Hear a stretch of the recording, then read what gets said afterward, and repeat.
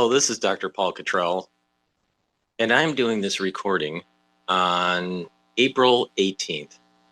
Thank you for joining. I greatly appreciate it. If you subscribe to all my channels, I have YouTube, Brighteon, Bitchute, and Rumble. You can also follow me on X and GETTR, Substack, TikTok, Patreon.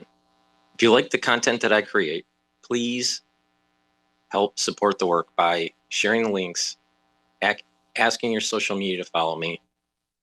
And you can donate on my website, the-studio-reykjavik.com. You can donate through Strait, PayPal, or buy me a coffee. And the ones that are helping support the news coverage that I do, you can be a paid member to my Substack or my Patreon channel. I greatly appreciate it. With that, what we're going to do is go over the news.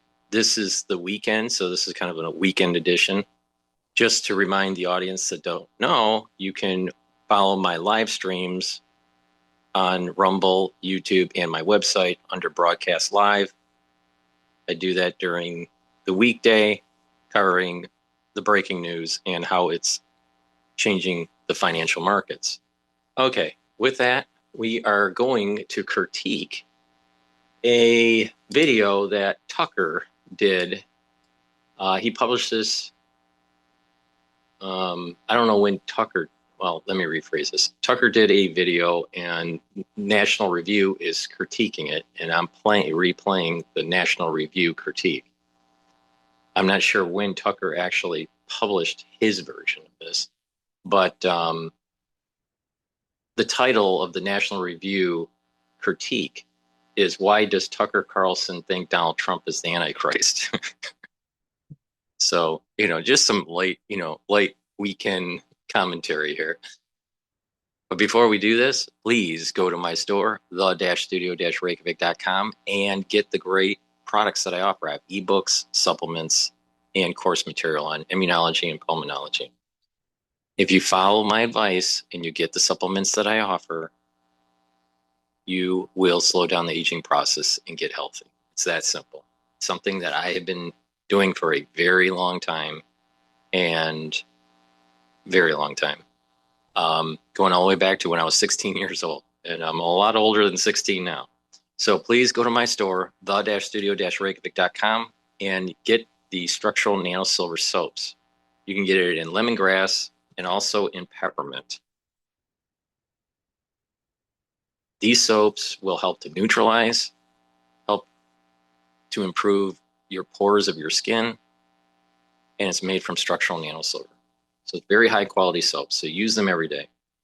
Get a few bars for your household, and make sure you use discount 5. I want you to save some money. All caps, discount 5. In addition, vitamin B complex. Vitamin B complex is super important if you're 40 years of age or older. The first 4 B vitamins will help to improve your mitochondria.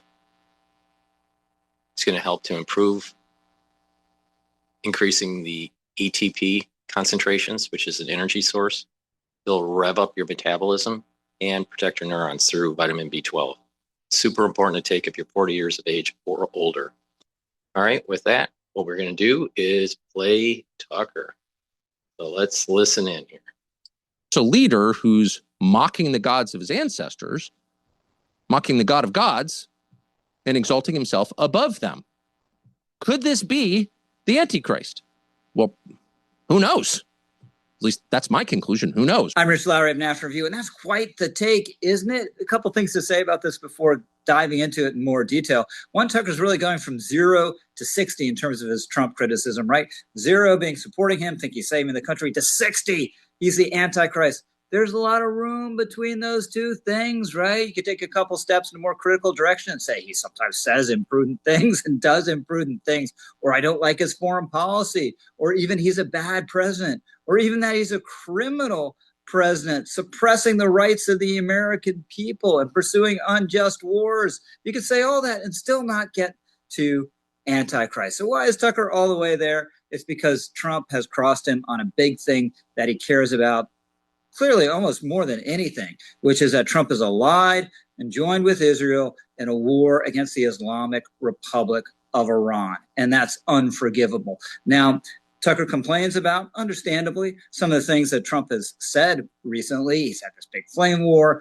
with the Pope. He posted and then deleted and meme of himself as Jesus Christ. These are bad. Shouldn't have done them. At least shouldn't criticize the Pope in the terms that he has at times. But are these really the worst things that Donald Trump has done? After the 2020 election, Trump engaged in a no-kidding effort to overturn a Democratic election. That was pretty bad, but Tucker, at least publicly, stood by him during that and has gone all the way to Trump is the worst figure potentially in the history of the planet if he's the Antichrist. I mean, this is serious stuff. This is a serious allegation. And again, it's because Trump is allied with Israel and fighting a war. See, the problem with Tucker is that he is playing to his alt right-wing constituency. It's sad, actually. It really is. But the thing is it's not that Tucker really believes anything he says. He's just looking for clicks against the Islamic Republic of Iran. So what evidence does Tucker muster here? Well, he goes to the Bible. Chapter 11 from the book of Daniel predicts the coming of a king, and we're quoting now, a king who will do as he pleases. He will exalt and magnify himself above every god and will say unheard of things against the God of gods. He will be successful until the time of wrath is completed. For what has been determined must take place. It's all ordained, in other words, preordained. He will show no regard for the gods of his ancestors, nor will he regard any god, but will exalt himself above them all. So to a lot of Christians, or people who know the Bible well and believe in it, these predictions in both the Old and the New Testament, and there are others, seem to fit what we were watching. I'm reminded of how the John Birch Society used to accuse Dwight Eisenhower of being a crypto-communist, and the rejoinder of the conservative writer Russell Kirk was, Ike's not a communist. He's a golfer. Same thing here. Donald Trump's not the Antichrist. He's a real estate developer and a golfer. Now, obviously, he's not a conventionally religious man. He's not well-versed in the Bible and in Christianity, but he said all sorts of things over the years to bolster Christianity in his own way. Here he was during Holy Week. On Good Friday, the Son of God was nailed to the cross, crucified, and he died. For all of us, it was a day of darkness, but it wasn't the end. Now, certainly true over the last 10 days or so. Trump on Truth Social issued forth on Easter morning, which he shouldn't have done, with this threat to the Iranian regime that used the phrase, praise be to Allah, derisively.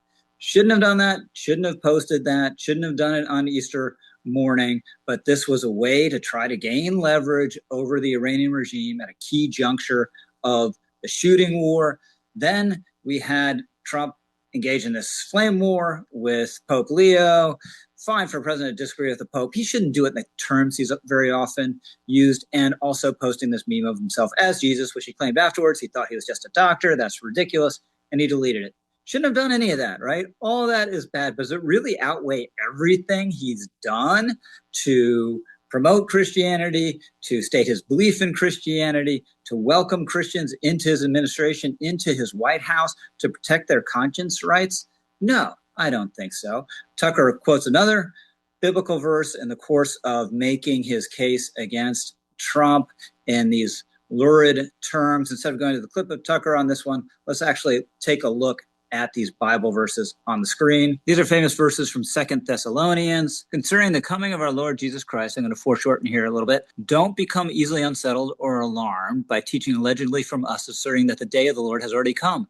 Don't let anyone deceive you in any way, for that day will not come until the rebellion occurs and the man of lawlessness is revealed, the man doomed to destruction. He will oppose and will exalt himself over everything that is called God or is worshipped, so that he sets himself up in God's temple, proclaiming himself to be God. Now that's Paul reassuring believers that Christ hasn't yet returned and painting this portrait, giving us this prophecy of what will happen before he returns. And we get this man of lawlessness, this man of terrible evil, this usurper of God who will inevitably be destroyed. So we really think that Paul was writing about Donald Trump, right? What has Trump done? He declared himself God? No, he posted a meme that he shouldn't have, and he deleted it. And he's criticized the Pope. By the way, it's okay to criticize the Pope. The Pope himself is not God. Tucker is a Protestant. Some of the greatest thinkers and theologians in the history of Protestantism have said much harsher things about the Pope than Donald Trump has during this controversy, right? They called the Pope the Antichrist. So this is just an absurd, over-the-top criticism of Donald Trump, and also represents kind of horseshoe stuff, because Tucker is coming at this from a right-wing point of view, or supposedly right-wing point of view. You have others who are saying exactly the same thing about Trump from the left. Here's a New Republic headline: Trump's quest for a Mar-a-Lago papacy. I'm not like most college students. For me, I could lose my teachers and my entire degree program. Here's a headline from The Nation: the real reason Trump hates Pope Leo, he wants to take his place. I don't think Donald Trump wants to be Pope. This is a role that would bore him. He's not interested in spiritual affairs. He's interested in action. Now, he might want to redesign or renovate St. Peter's Square, but otherwise, this is a role that would not interest him. What is he interested in? He likes wielding power. He likes wielding executive power. He likes wielding military power as he deems appropriate. And you think this is good or bad or somewhere in between. It's probably somewhere in between, but it doesn't make him the Antichrist. He's not the first U.S. president interested in wielding power, not the first secular leader around the world interested in wielding power. But Tucker is making this deeper spiritual case against, really vicious attack against Donald Trump, because it connects to a broader theme of his, which is that the United States government is allegedly anti-Christian. And once again, it's the country with the most Christians, but it's not a Christian country. And in fact, if you take 3 steps back, it's a nation, or it's a government anyway, that has for a long time really acted in opposition, explicit opposition to the interests of Christians, not just in the United States, but around the world. Our foreign policy, for example, seems to target Christians. And this has happened consistently enough that it's probably not an accidental byproduct of the policy. It may be the point of the policy. Now, what evidence does Tucker muster for this proposition? He cites Vietnam, Iraq, and what's been going on in the southern part of Lebanon here the last couple of weeks. Let's tick through those.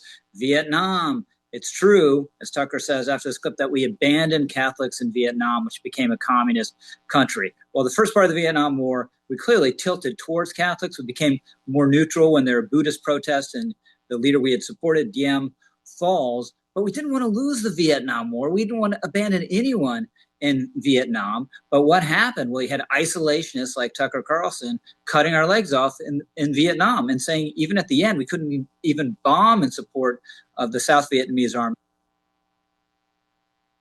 That is such a good point. There's so many people that don't realize that it wasn't just the leftists during the 1960s trying to get out of Vietnam, but it was also the right, the isolationists. Now, it is true that the conservatives, which are right of center, or maybe right of center, were for the war in Vietnam. But it is a good point to make that there were isolationists on the Republican side for the Vietnam War.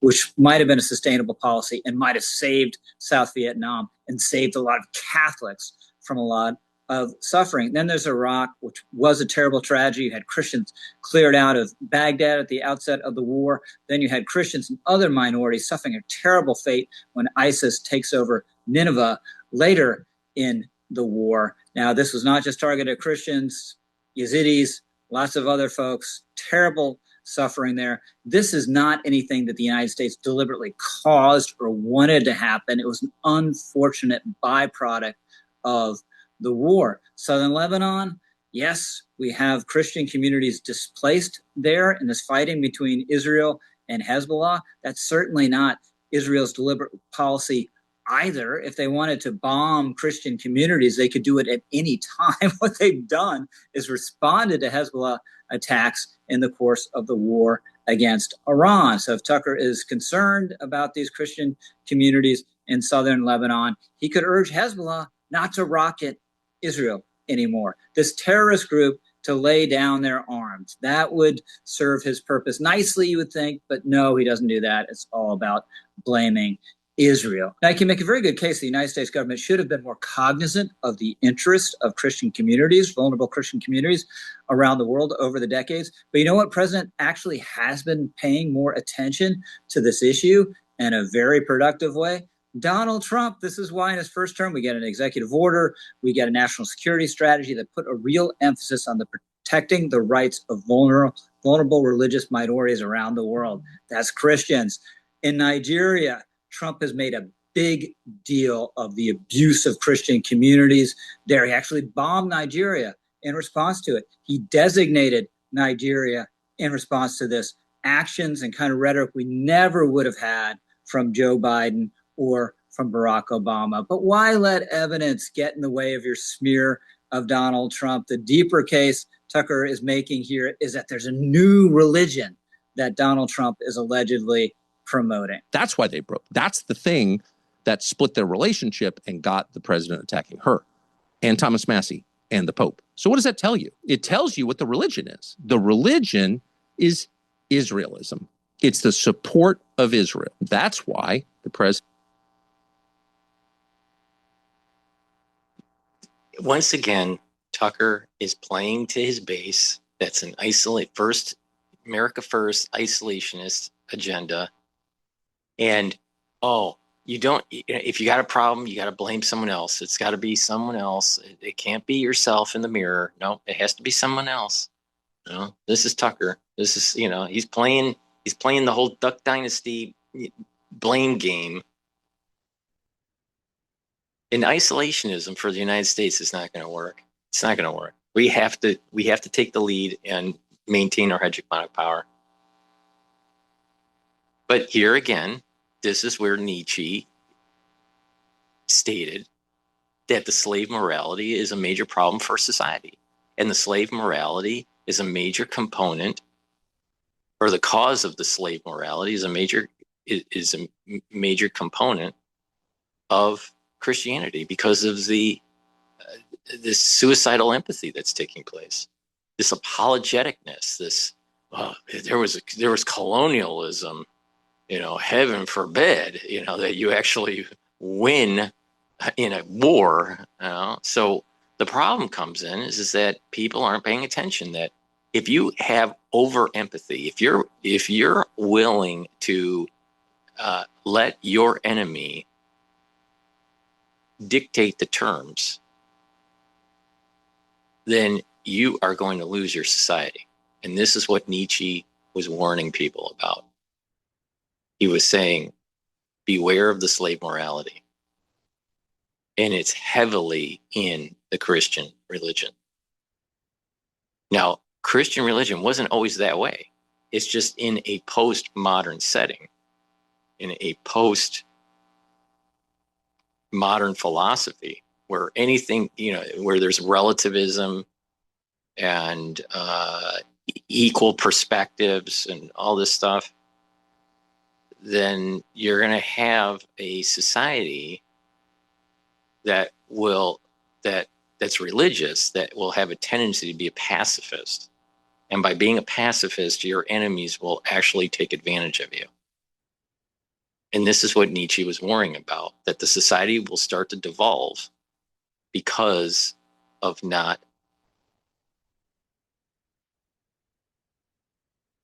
taking charge of the situation. Don't overuse empathy. Don't be too passive. That doesn't mean that you have to be 100% active. You can be judicious in your actions, but there's a tendency for a society, especially when going to war, to be, one side will have too much activity with not really thinking about strategy and tactics. And then you'll have another part of the society that is way too passive and not willing to fight, not willing to do the things that need to be done to protect the country. So Tucker really is this suicidal empathy. He falls in the category of suicidal empathy, especially in line with what Nietzsche was talking about with the slave morality of the Christian religion.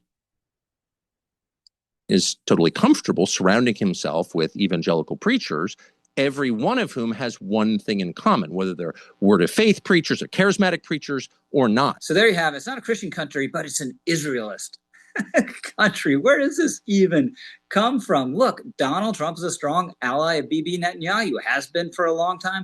We've known about this for a very long time. If it fundamentally offended you, never should have supported Donald Trump, and he launched this war in Iran. That represents a foreign policy disagreement, not a religious disagreement. There are no Israelist churches or Israelist synagogues or Israelist catechism.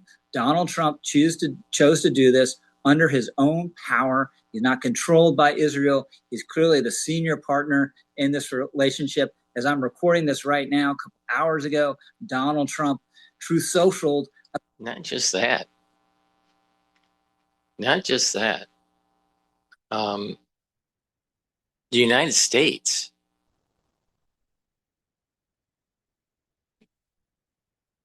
has been involved with Iran for a very long time because of oil. The same thing with the British. The British and the Americans were dependent on getting Iranian oil. And when the Iranians decided to have a republic, all right, the United States was worried, and Britain were worried that the oil would be nationalized. So we helped with a coup and propped up the Shah. And the Shah came in to try to align some of the Western interests. And eventually there was corruption that started to take place. And there was a crackdown on his people because they were revolting against his regime. And eventually it led to the fall of his monarchy. And the Ayatollah Khomeini ended up ascending to power. And then further conflicts started to arise. Now, this is all taking place in, Khomeini comes in during Carter's administration. So we're talking like 1978, 1979, I think it's 78. And we've been involved in this for a long time without really so much the Israeli component to it. Now, the Israeli component probably starts to become an issue during the Carter administration. But this whole Shah thing, this whole overthrow, CIA overthrow, this thing's happening in the 50s. So, we're talking Eisenhower and, and then, so this issue that we've had with Iran, yes, there is an Israeli component to it, especially in modern day, but this thing has been brewing because of oil. It's really about oil. And not really about Israel. It's really about the petrodollar. If Tucker wanted to be honest, our foreign policy is not because of Israel. Our foreign policy is because of the petrodollar.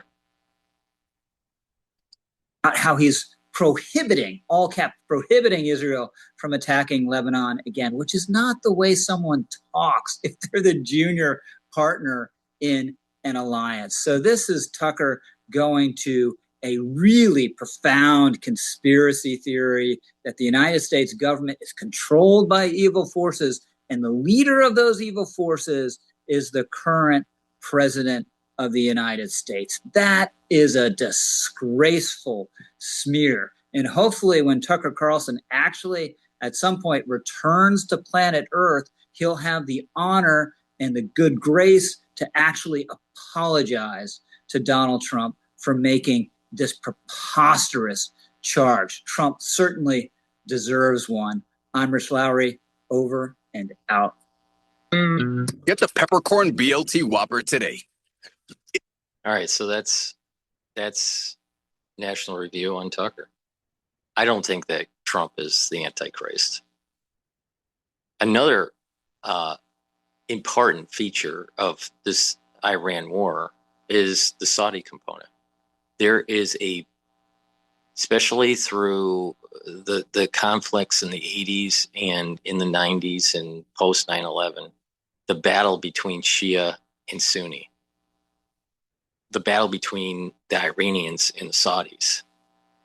And so if you want to really think about the war in Iran, this may be more of an alignment for the United States. The alignment in the United States, more for Saudi Arabia than for Israel. Again, because of oil.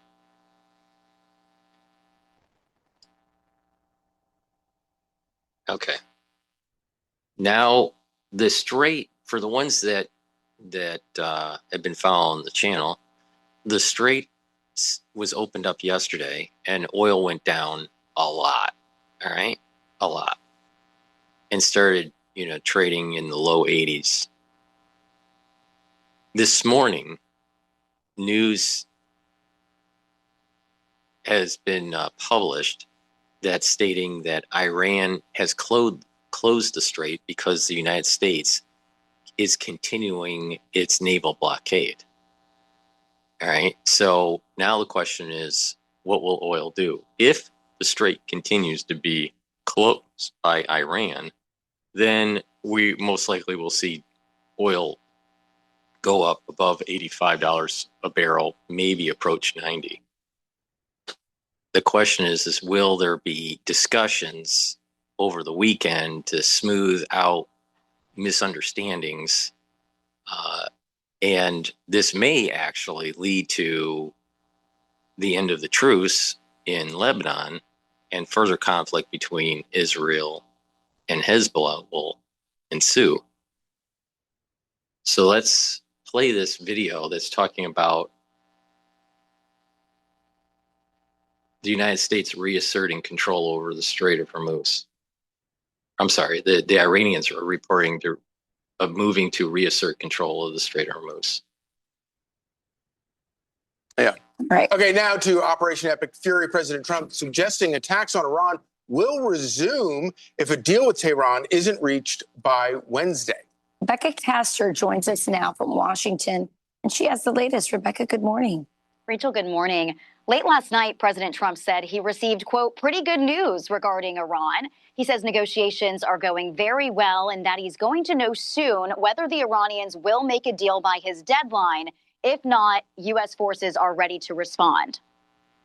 If you don't have a deal by Wednesday with the ceasefire ends, will you extend the ceasefire? Or will you I don't know. Maybe not. Yeah. Maybe I won't extend it. But the blockade is going to remain. But maybe I won't extend it. So you have a blockade, and unfortunately, we'll have to start dropping bombs again. The U.S. Navy's blockade on Iranian ports seems to be pressuring the regime to agree to President Trump's red lines.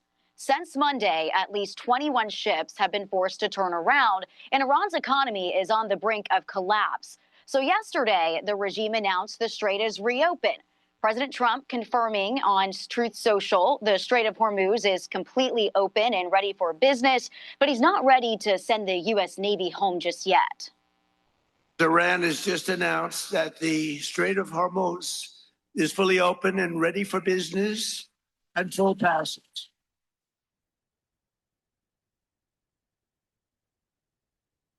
But the naval blockade will remain in full force and effect as it pertains to Iran until such time as our transaction with Iran is 100% complete and fully signed. Because of this, Iran's military is now trying to reassert control of the Strait until America allows full freedom of navigation for vessels traveling to and from Iran. So that's going to be something to watch today, especially since President Trump also told several reporters yesterday that Iran had agreed to everything, including suspending its nuclear program, turning over its enriched uranium, and ending its funding for Hamas and Hezbollah. Charlie, Rachel, and Griff, back to you. All right, Thank you, Rebecca Kester, thank you very much. Thank you, Rebecca. So there are some conflicting signals because we are seeing reports that ships may be turning around because the Iranians are sending messages suggesting to these ships that the Strait is not actually open. And if they are meddling with something that they have agreed to, as President Trump has been talking about, they had better be very careful in understanding who they're trying to play. See, this is a problem with the Iranians. The Iranians, when it comes to negotiations, they always play these games. They're always playing these games. Israel's been complaining about this with the Iranians and trying to get peace. The Saudis have warned about this problem for decades. So there was a documentary that was done during, I believe, the Biden. No, not the Biden administration. It must have been during the Obama administration. Yeah, near the tail end of the Obama administration by PBS. There was a 2-part series about Iran and the history of Iran. It's a very good series. It's around 3+ hours long, and it really goes into the detail of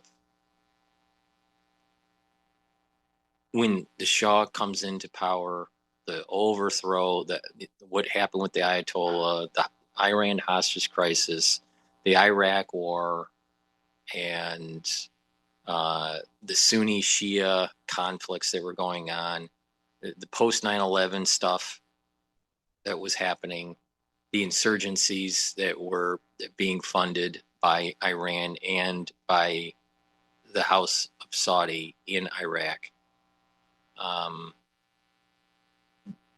The failed policy after the Afghani war with the Soviets actually led to more terrorism in the Middle East, because the reality was that they had they used religion to fight the Soviets, but then when the United States and the Saudis pulled out of funding Afghanistan in the 80s, that kind of led to further metastasizing in the region because the country was failing. And then, we're talking about early 90s, other bases and infrastructure being bombed because of religious fervor. And what's interesting is that the Mujahideen, it was really tied with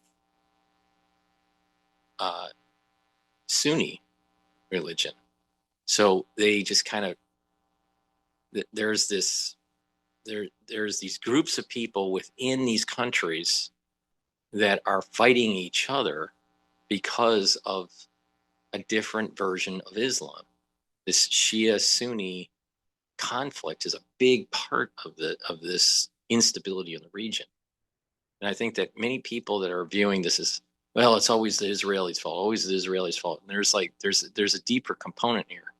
It's about oil. There's a lot of corruption. There's a desire for one version of Islam to be dominant over another version of Islam, the Sunni versus Shia. The concern that the Saudis have with Yemen, and the Saudis, their society isn't 100% Sunni. On the eastern side of the country, especially where a lot of the oil terminals are, there's a decent sized population of Shia. Well, they're more aligned with Iran. Same thing with Iraq. there are, Sunni factions and there are Shia factions in Iraq. So this is really Iran is really a battle. If you want to go to the root of this, it's going all the way to the killing of their leader back, I don't know, 700 AD or whatever it was, or 900 AD. And they are trying to supplant the Sunni version of Islam.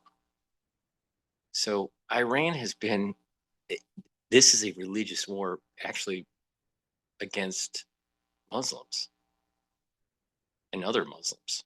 This is not an Israeli conflict, really. If you want to really look at this from the long arc, it really has nothing to do with Israel. It has everything to do with Sunni and Shia conflict of who has the birthright of the teachings of Muhammad. Now, there's finer context when you look at modern day news, right? You have the funding of Iran with Hezbollah.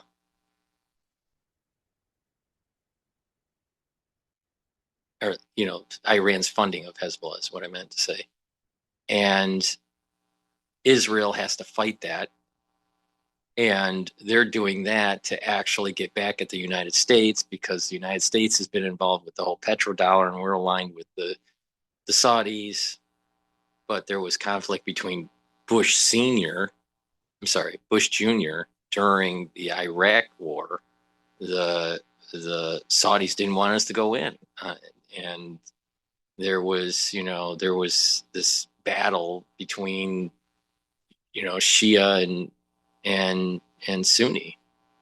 And then ISIS starts to come on, and Al Qaeda and all this stuff is. So there's you got Hezbollah and you got Hamas, you have the IRGC, you have the Houthis, right? But then you also have on the other side ISIS and Al Qaeda and other factions that are kind of like doing turf wars. So the whole region is really in religious conflict. And it's not because of the Israelis. It's really because of the fight between Shia and Sunni. And this has been going on for 1,200 years or more. So I think we have to have that kind of larger context in this region, that this is really, yes, the United States are involved, and it's about oil, and it's about the movement of tankers around the Strait. Yes, there's nuclear weapons involved now, and there's this, this country called Israel that's also tied into this whole thing. But I think if you zoom out and you look at this conflict in the Middle East goes back way before modern day Israel, the state of Israel, way before, way before. And President Trump says that he had gotten calls from members of NATO, and he said, "I'm sorry, this is a little too late, a little too little, too late." Listen to this. And now that the Hormuz Strait situation is almost over, I received a call from NATO asking if we would like some help. Thank you very much, NATO. And I told them I would have liked your help 2 months ago, but now I really don't want your help anymore. Because they were absolutely useless when we needed them. But actually, we never needed them. They needed us. They need us. They need us so badly. You know, it's a little bit like if you're a politician. It's hard to believe I'm a politician, but after I won, people came up to me, sir, I'd like to make a major contribution to your campaign. And I said, listen, just so you understand, campaign contributions after I won don't count. Okay, they don't. That is the best. So amazing. It's so true. There are also a lot of people that came in at the 11th hour when they could tell that he was going to win. Yeah. And so, yeah, he understands that for sure. Listen, we're seeing a massive, really consequential realignment. And I think it's about NATO. NATO's part of that. You know, what's the future of NATO? I mean, I think before this war, a lot of people thought no matter what, you know, even if Trump got behind them and said, give us more money, you owe us more money, you got to pay more money, there was still sort of this understanding that we need NATO. But after this, I think it's not just President Trump. A lot of people saying, do we need NATO? And certainly President Trump, if President Trump manages to pull off what he is trying to pull off with Iran over the month or two, the United States will benefit from this, but the greatest beneficiaries, far and away, will be Europe and places like China and Japan and Korea. And so if he pulls this off, he will have work that NATO failed to do and that NATO will enormously from. And it is kind of interesting that they didn't lift a finger to help when, of course, we're always hearing about how when one of those countries get into trouble, it is a guaranteed expectation that American taxpayers are going to step into the breach and help them. Well, and Ukraine was a perfect example of that. I mean, Ukraine was not in. A lot of people wanted them to be in. And sadly, the Biden administration signaled to them they could come into NATO. This situation happened in NATO, and it happened with Russia. And clearly, Europe felt threatened by that. And we ended up spending an inordinate amount of money. We still are spending money on that. And so, yeah, that was a war I really wish we hadn't gotten involved in, and it was on their behest. So what is the future if NATO becomes sort of insignificant or goes away? Well, just to your point, remember, President Trump's been calling NATO a paper tiger. Right. And those words are fairly hitting home because they really haven't done anything since the 90s. In Bosnia, in Kosovo. And ultimately, the premise of NATO, as people understand it, is this Article 5, an attack on one is an attack on all. And they did not show up. They've been coasting for decades, riding on the comfort that if things come, a bad direction towards NATO, then the U.S. will handle it and we don't have to pay in. And I think the future, to answer your question, is the fact that the president has such a good relationship with the Secretary General Rutte of NATO, maybe there's hope to reform it. Okay. But I do think that the future, without a serious restructuring of NATO and recommitment of NATO, I don't know really what future that has. Yeah, that's certainly their greatest hope. Be sure to like and subscribe for all the Fox News latest on YouTube.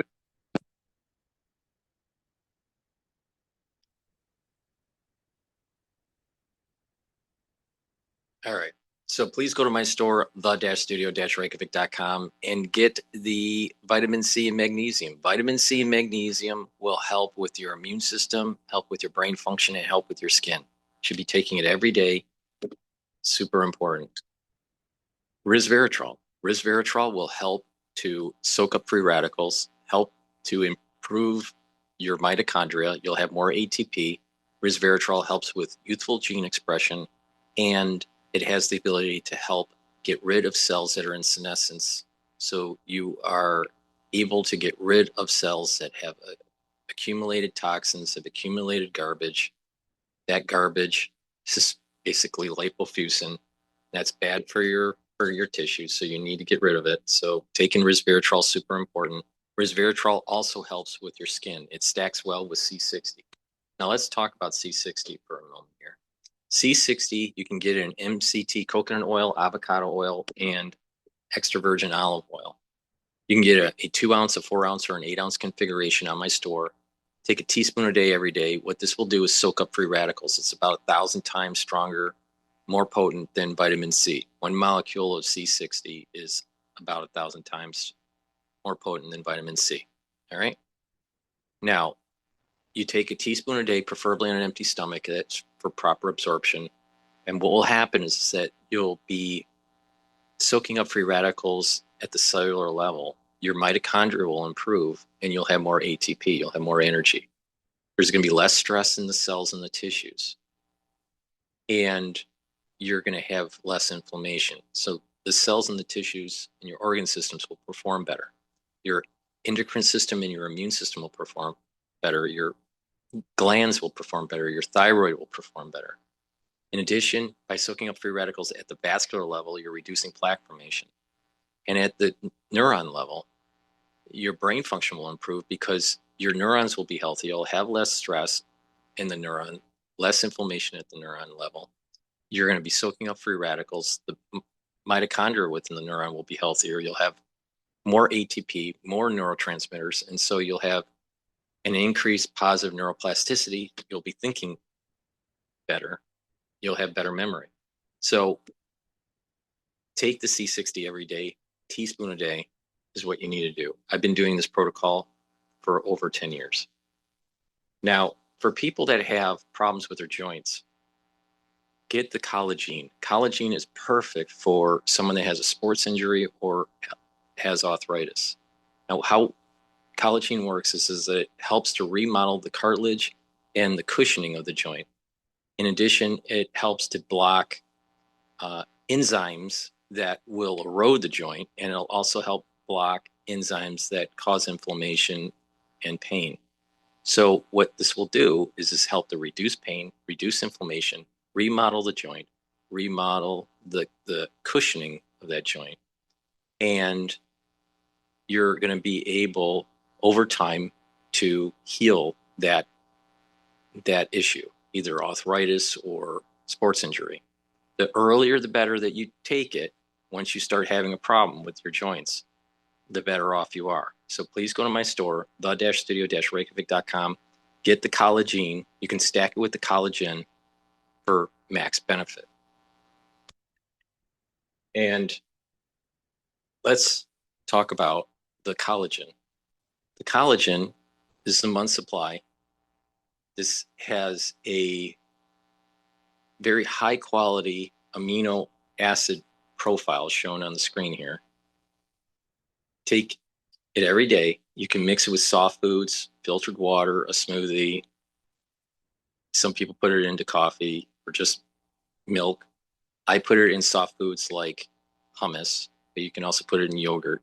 But take it every day, and this will have you'll have the ingredients to help improve your skin, your hair, your nails, your musculature, your bone density, and your joints. And like I said, you can stack this with the collagen to help with improving your joint health. So please go to my store, get the collagen and the collagen. Make sure you use discount 5 and you get $5 off. Please go to my store, the-studio-reykjavik.com, and get the great products that I offer. I want to play this is from Bloomberg. Strait of Hormuz shut amid reports of gunfire.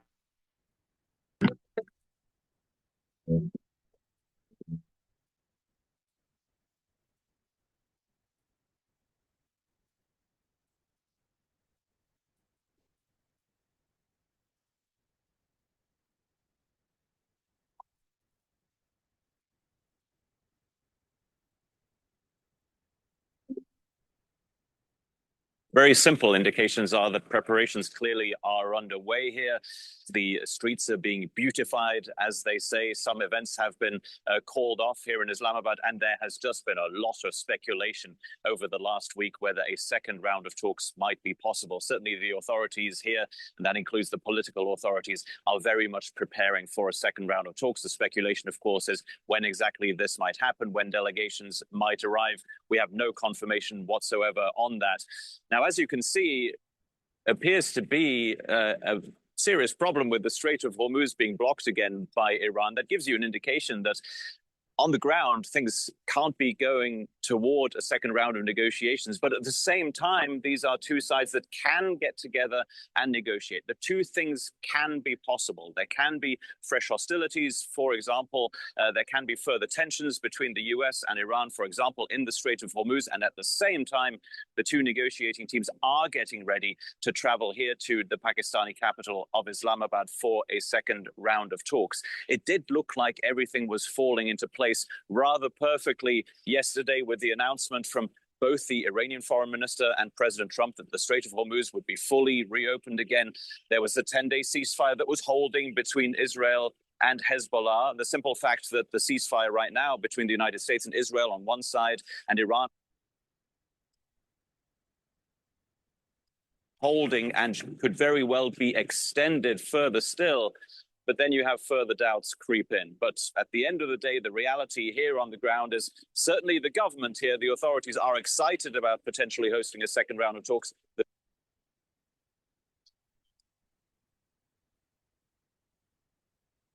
Underway. Let's go to Jeff Mason. Jeff, are you excited about a potential round of talks? And who do you think you heard Philip talk about Pakistan is getting ready? Who from the White House team is getting ready? Are we expecting the same players from last time to go? And at this point, what are the odds of these talks actually happening? Well, a lot to unpack there. And number one, what are the odds? The odds seem high because that's giving. It's a messaging that President Trump has been giving, that he is ready to end this war and he's ready for an extension of peace and not just an extension, but something more permanent. That said, I think with the news this morning about the Strait of Hormuz and also the clips that you played from what President Trump said on Air Force One last night, it's important to underscore again the mixed messages that the president and the White House have been sending about this since day one of the war. And that is exemplified in the fact that many of the things that the president said have been agreed or are done simply are not, or have not at least been confirmed by Iran. And they being Tehran in this case, are showing that or manifesting that in the Strait of Hormuz. Again, after yesterday, really goosing markets and exciting the rest of the world by saying that the Strait of Hormuz was open. Now it's not. Again, we'll see if President Trump comments on that today in the Oval Office. I think it casts, in general, to your question, Christina, a broad cloud of doubt over when and whether these talks will happen again, and whether they're nearly as far along in moving towards peace as the president has suggested. As we have been from the very beginning of this conflict, we've been looking at two fronts, of course, the front in Iran and the front in Lebanon as well. And the president remarked on Lebanon yesterday at this Turning Point conference in Arizona. He did this swing through the American West and gave a couple of speeches. Let's take a listen to what he had to say about the role that Lebanon has played in this ceasefire negotiation. Our deal with Iran is not in any way tied to Lebanon, but we will make Lebanon great again. I mean, it's about time we've sort of, the world has forgotten them, and they're good people who have lived like hell for a long period of time. And hopefully the situation with Hezbollah will get straightened out quickly. Dan Williams, I won't ask you what it means to make Lebanon great again, but I'm curious if you could just talk a bit about the role that Lebanon played here in getting us to the position we were in yesterday when we had the Iranian foreign minister announcing this ceasefire deal on X yesterday morning. It depends who you believe. You heard the US president say just there that these were unrelated, these deals. It's no secret, however, that the Iranians very much wanted to see an end to Israeli attacks on Hezbollah, on Lebanon. Keep in mind that Hezbollah is Iran's biggest guerrilla ally, biggest proxy. Presumably the Iranians want to see Hezbollah preserved almost as much as they want to see their own regime preserved in Iran. So that was agreed. It was agreed apparently with some high-handedness by the US president, because there was a credible report here that on the night when it was agreed, as the Israeli Prime Minister Netanyahu was assembling a telephone vote by his security cabinet ministers, the news reported that Trump had already announced that the ceasefire was in place. Israel had agreed and it would begin at midnight. And there was some jostling and joking, I imagine mordant jokes among those ministers as to whether there was any point on them voting if it already had been announced widely, publicly, internationally. Add to that also that Trump, in that flurry of posts on Truth Social just a couple days ago, spoke very high-handedly about having effectively ordered Israel to cease fire in Lebanon. Enough is enough, he said. That optically isn't great for Israel's assertion of sovereignty in this war, of being an equal partner. It may also cost Netanyahu in the ballot box in a few months when Israel holds an election, given that many residents of northern Israel that have spent the last month in shelters, seeing their economy, their social fabric ruined by Hezbollah rockets, feel that they were shortchanged by the ceasefire, even though it's only a 10-day ceasefire, feel essentially that Hezbollah has been left standing and threatening them in the future. Meet your new favorite email design platform. Create stunning emails without touching a single line. Phil, I want to go back to you now. I'm going to read, there's something crossing the Associated Press right now with Dateline out of Cairo saying the British military is saying just a little while ago, 2 gunboats from the IRGC opened fire on a tanker transiting the Strait of Hormuz after Iran said it had reimposed restrictions, as we report this morning, in the area. The UK is saying the tanker and crew are reported safe. They have not identified the vessel or its destination. I want to ask you, because last time we talked to you, or one of the many times we talked to you, you were at the Strait. I know you've done a lot of reporting around there. Were any of those 20,000 sailors or merchant marines able to get out in this intervening time where it was unclear if the Strait was operational? And even though we had that brief period of time where Iran said traffic was open, did anyone take the risk? It didn't seem like, we watch these maps all the time, that really anybody was willing to gamble with their personnel or their equipment. And is that going to be the status quo for the foreseeable future? Yeah, really strange situation, this one, this short moment of freedom, if you will, freedom of navigation in the Strait of Hormuz, that some tankers did decide to at least try out. Satellite imagery does show, and the tracking data shows that quite a lot of those ships, that includes tankers, of course, try to get out of the Persian Gulf, where they have been stuck for a very long time, some 6-7 weeks or more, but then turned around again, maybe the moment where they noticed that the big announcement of an end of the Strait of Hormuz blockade, both by Iran and the United States, wasn't really what it sounded like, both from the president and from the Iranian foreign minister. We have no confirmation of any ships managing to make it through. But as you mentioned there, that is a first incident in the Strait of Hormuz with actual gunships from the Iranian Revolutionary Guards firing at a tanker. It's the first time we hear of that in a long time. I think it's going to be at least 3 or 4 weeks because there had been these threats and indeed attacks at the start of the US-Israeli war on Iran. Plenty of it. This sort of conflict that we're starting to get over the weekend probably will bring up oil prices closer to $90 for the WTI futures, unless there's some sort of breakthrough for ceasefire over the weekend, which I doubt is going to happen. So that would mean that probably equities will sell off again. Equities were trading above 7,100, I believe. The close was on Friday. Let's take a look. The S&P 500 close on Friday was 7,126. So we have a 7,000 level for a support level. The next resistance level, if equities were to go up, would be 7,200. And if the 7,000 breaks, the support level would be 6,600. So just my observation of what's happening over the weekend with the gunboat firing at a tanker, the Iranians saying that they've closed the strait and not allowing ships to come through because the United States still has a blockade on Iranian ships. Most likely, oil will probably be trading higher and equities lower on Monday. Now, I don't think that oil will break $90 a barrel, and I don't think that the equity market is going to break 7,000 on Monday. But if we continue to have further conflict throughout the week, then you're talking about oil breaking 90 and the equity market breaking 7,000 and trading lower.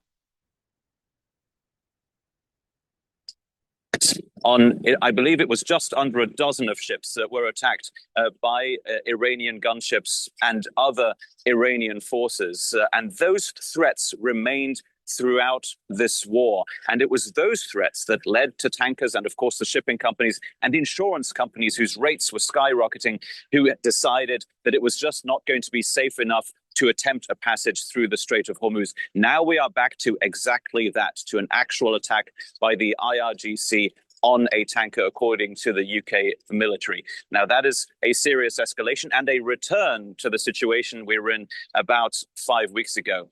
Just one attack like this one is going to put the fear in a lot of shipping companies, transport companies, in the sailors themselves to not attempt another passage through the Strait of Hormuz. Yeah.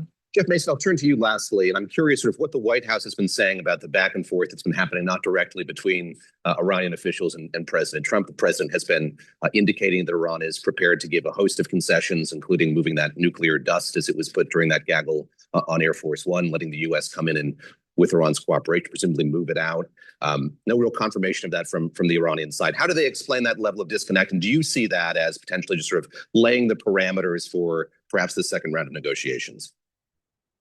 Well, there isn't an explanation for that disconnect, and I think that's largely the problem. And markets are listening to what President Trump says when he's giving a positive spin or putting a positive spin on the state of play, and that's pleasing everyone because it's clear that President Trump has moved in the direction of wanting to end this war. And I wrote a story about that yesterday. He's got domestic issues that he'd like to focus on. That's manifested in the trip that he made this week, talking more about the economy, talking about politics, talking a little bit less about Iran. But the reality is that the deal that he's talking about has not been hammered out. And a lot of the details that he's wanting to trumpet, including about nuclear dust, clearly have not been agreed to by Iran. So that is a large weakness hanging over, or at least a large question mark hanging over the prospect of peace that the White House has not offered an explanation for. Okay. Please go to my store, the-studio-reykjavik.com, and get the great supplements that I offer to help support the work that I do. You can get the ashwagandha root that will help to control your cortisol levels and help control your blood glucose levels. Turmeric. Turmeric will help to soak up free radicals and bring down inflammation. And lignans soaks up free radicals and brings down inflammation, helps with the immune system and your endocrine system. When you stack these three together, you get some serious synergy. All right. The turmeric, the ashwagandha, the lignans, take them every day. And what you're going to notice is that your immune system improves, your endocrine system improves, you're bringing down inflammation, soaking up free radicals, you're helping your cardiovascular health, you're reducing plaque formation. And because you're soaking up free radicals and bringing down inflammation and getting better blood flow to your brain function will improve. So please go to my store. To help slow down the aging process, take the turmeric, the ashwagandha root, and the lignans together. It's a very powerful stack. Now, another great supplement that I have to help with brain function and immune system is magnesium and zinc.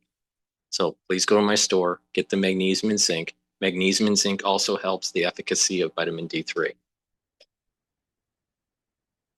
Clarity Factor, another very powerful neurostack that will help you to get rid of that brain fog, allow you to concentrate. It'll also help to improve your memory and your cognition. Over time, by taking this every day, drinking filtered water, what you're going to be doing is improving your neural connections, and therefore your cognition will improve and your memory. Super important. By taking these supplements that will help with your brain function, you're slowing down the aging process for your brain. And that way you'll have better function in your geriatric years. Super important. And lastly, omega-3. Omega-3 brings down inflammation and allows you to control your lipid profile. By controlling your lipid profile, you're lowering LDL levels and increasing your HDL levels. With less oxidized LDL in your bloodstream, the better you are, because you're reducing the chances of plaque formation. So you're going to get better blood flow. And when you have better blood flow, you have better perfusion, your organ systems perform better. Okay, with that, let's continue.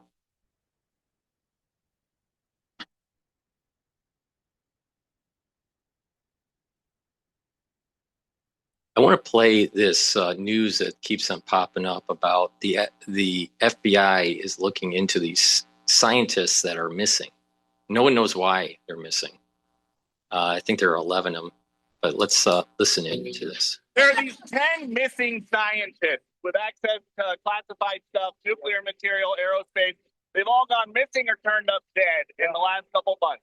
Based on what you've been briefed, what do you think is happening here? And do you think that this is connected or totally random? Well, I hope it's random, but we're going to know in the next week and a half. I just left the meeting on that subject. So pretty serious stuff, but we're going to be now. Hopefully, I don't know, coincidence, if you want it, whatever you want to call it. But some of them were very important people, and we're going to look at it over the next.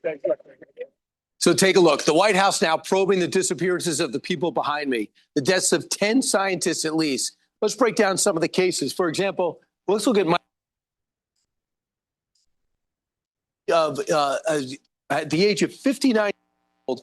And David Michael Hicks, a longtime JPL scientist involved in asteroid and comet research, no public cause of death given. And then you have a situation like Monica Reza. Monica Reza vanished while hiking under weird circumstances. And then you have William Neil McCaslin.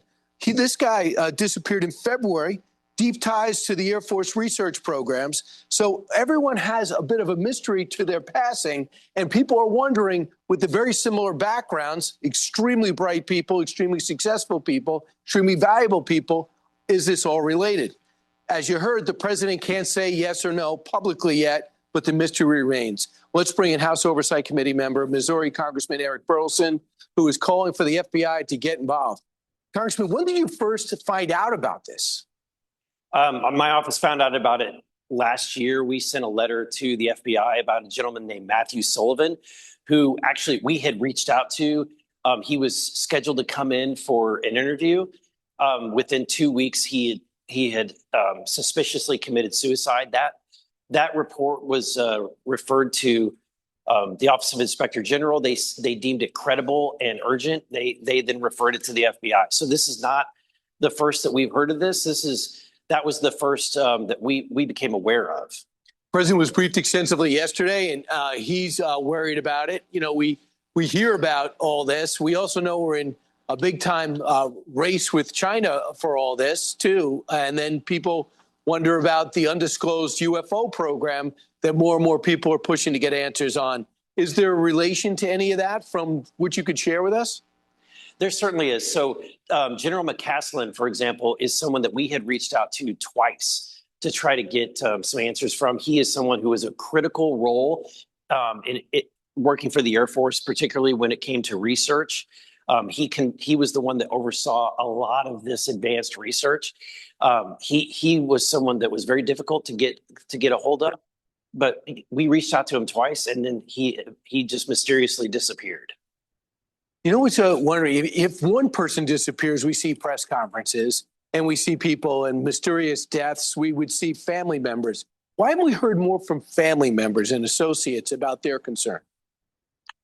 Yeah, I don't know, Brian. I wish we would. But look, what's really disturbing when you look back and reflect on it, you've got Monica Reza, you've got Anthony Chavez, you got Melissa Cassius, and you have Stephen Garcia, all of which, along with General McCaslin, walked out of their homes, or in the case of Mrs. Reza, she disappeared on a hike without their phones. They just literally disappeared, left all of their devices at home. This is not normal. These are some of the most advanced scientists, researchers in our nation, some of the most important people for a nation's national security efforts, and they all just mysteriously disappeared. So, I mean, this does have all the hallmarks of some type of international or foreign effort, because we're in competition on nuclear. We're in competition on advanced weaponry. We're in competition on getting to the moon. And who you are in competition with? China, Russia, Iran. So that brings, if there's anything worthy of a all hands on deck investigation, this seems to be it. This is a rattling call to pay attention to this issue and make sure that our nation's top scientists are safe and secure.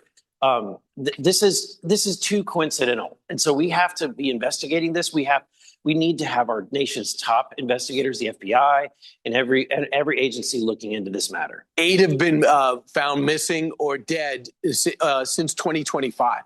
So this is only going to grow. In fact, I know one of the scientists that came out and said they thought that they were being threatened and stalked. Yeah, we've heard that from multiple cases where they've all felt some form of threat. And lastly, is this something Democrats and Republicans can get behind together? Absolutely, Brian. My office is leading a joint effort with Democrats. This is a bipartisan issue where we're leading a letter to the FBI to make sure that they address this issue and properly investigate this. Yeah, I would love to see press conferences with some of their colleagues who probably share your concern. Congressman, thanks so much. Appreciate it. Want even more Fox News on YouTube? Become a Fox News Patriot. Click join. All righty. Well, who knows what's going on with the scientists. It sounds like they're scared and they're leaving, and maybe they're hiding out. Some of them have been killed already. Question is the threatening agent a foreign country or not? I don't know. Please go to my store, the-studio-reykjavik.com, and get the probiotics. You can get it in veggie cap form or in the powdered form. And with a good probiotic, what you're going to do is you're improving your gut biome. You're improving your immune system at your gut level. You're reducing leaky gut syndrome. You're reducing the chances of getting allergies. You're going to be able to improve your brain function. You're going to be sleeping better. You're going to have better memory. You're going to have less brain fog. You're going to be able to concentrate by getting better sleep. You're consolidating memory. You're also going to have better cellular metabolism. So please go to my store, the-studio-reykjavik.com, and get either the veggie cap version or the powdered version. Take it every day. And another benefit is that you'll have better skin. Now, Myotrol will help to build muscle and maintain muscle. This is great if you're male or female, 40 years of age or older. Do some resistance training. Take the Myotrol. This is polyphenols, flavonoids, and lignans to help with the gene expression to build muscle. This is super important to prevent atrophy. If you're an athlete, younger or older, you'll also benefit from Myotrol to help build strength for your sport. Now, Myotrol will also help with the health of your mitochondria, so you'll have more energy to maintain the muscle. Now, with better muscle, you'll also help with brain function. And a lot of people don't understand this, but with better muscle, you'll create these myokines and higher concentrations of BDNF that will lead to neuroprotection and help with neurofunction. So having better musculature will actually help with brain function. So please go to my store, the-studio-reykjavik.com. And olive leaf extract, dual purpose. It's going to help to bring down inflammation and help to control your lipid profile. So you're going to help with your immune system and your cardiovascular system. Super important to take every day. And if you have pain because of tension headaches, arthritis, muscle pain, arthritic pain, use this great new product that I have on my store, Super Strong Relief. This will reduce the pain or eliminate the pain within 90 seconds. Now, apply it topically to the area of concern, and you're going to be able to get some relief. You can stack that really well with the collagen as you're rebuilding your joints, and you're reducing the pain in the process. All right, let's continue on with the news.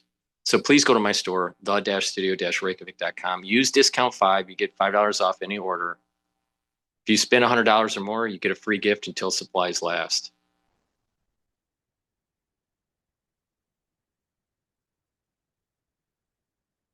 All right.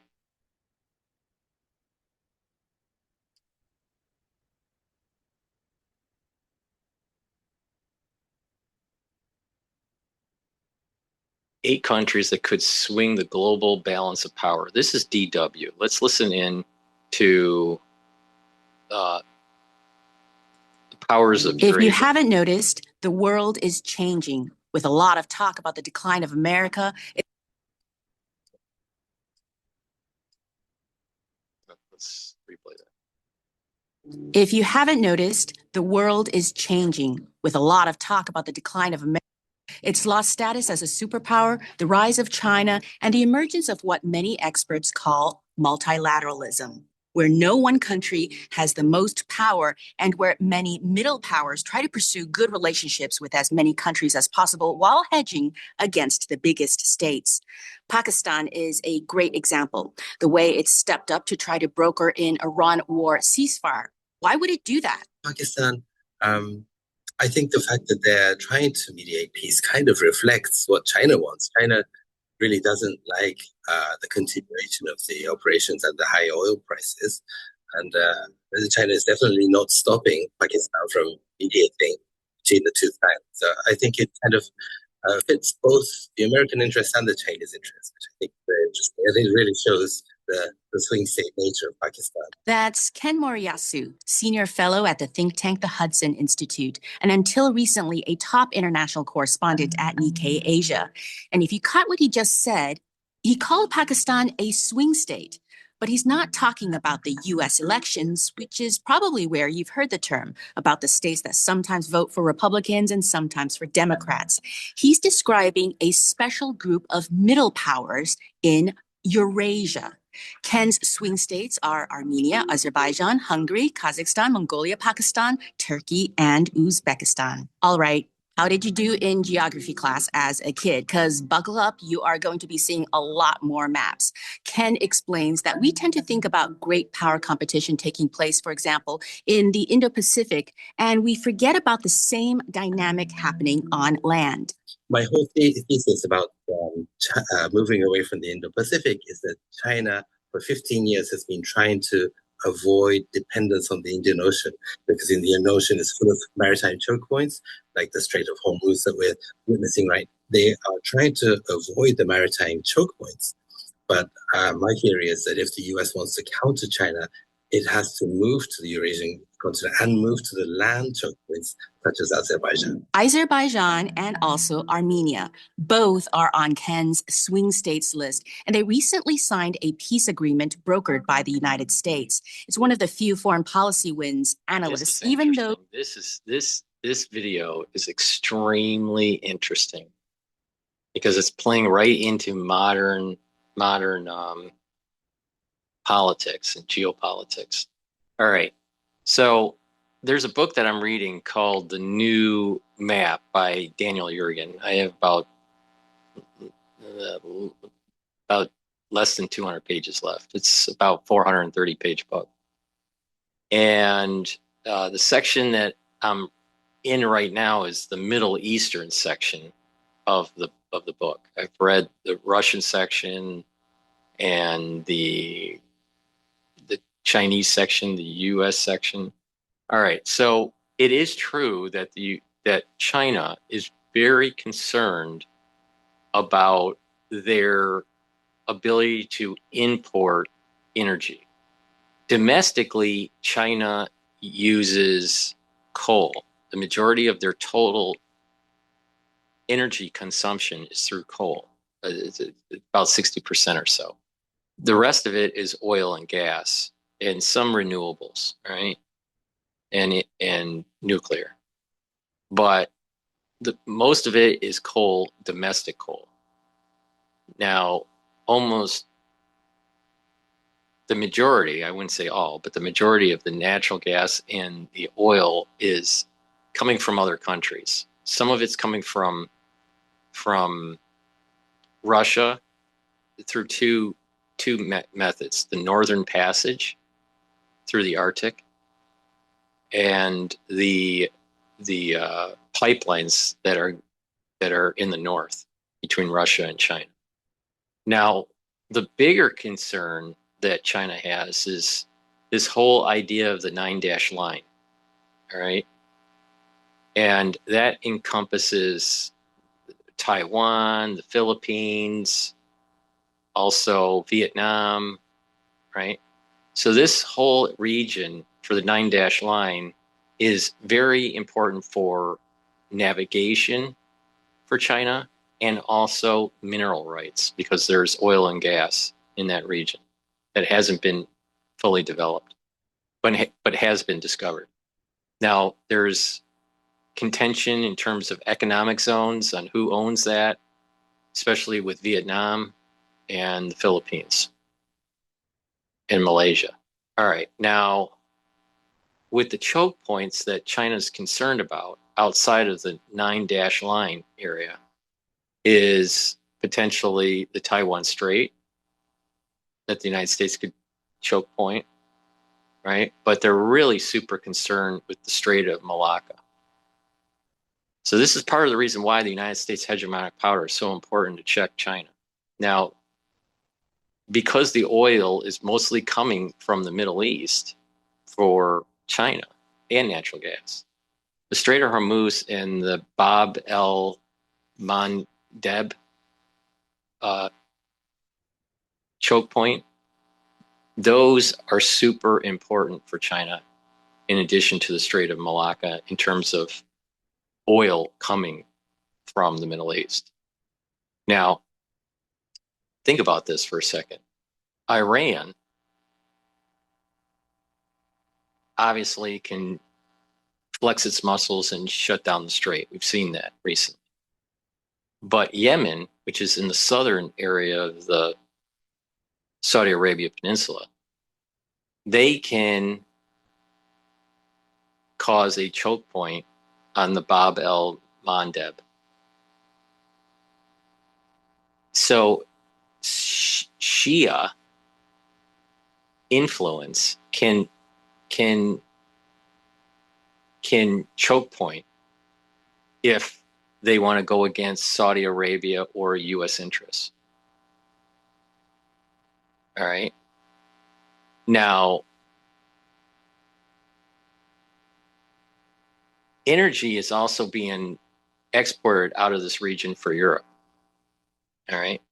So there's this.